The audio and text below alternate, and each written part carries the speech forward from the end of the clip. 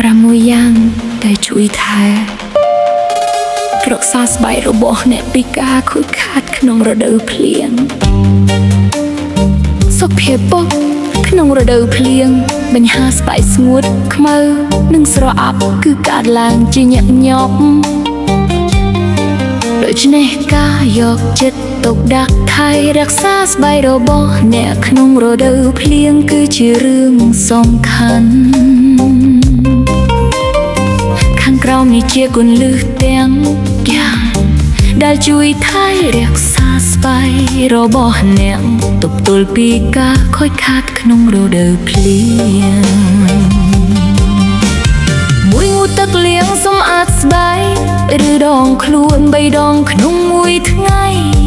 ដើម្បីកម្ចាត់ស្នាមធូលីដែលនៅលើស្បែកដែលជាមូលហេតុបង្ក្រោកដល់ស្បែកពីប្រើក្រែមបដោសំណាមដល់ស្បែកដើម្បីការពារពីសំណាមនៃទឹកភ្លៀងព្រោះសំណាមទឹកភ្លៀងជាមូលហេតុធ្វើឲ្យស្បែកស្រអាប់និងស្ងួតពេលប្រើលេការពីពន្លឺព្រះអាទិត្យរាល់ពេលចេញក្រៅទោះបីជាពេលមេឃស្រទុំដល់ដែរក៏គួរតែប្រើលេការពីស្បែកផងដែរ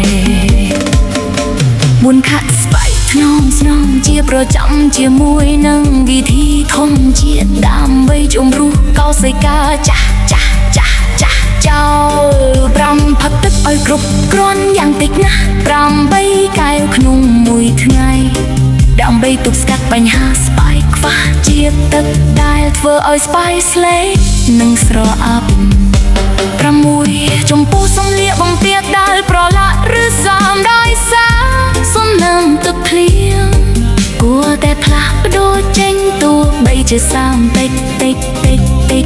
ក៏ដែរដើម្បីទប់ស្កាត់ការខូចខាតនៃស្រទាប់ស្បែក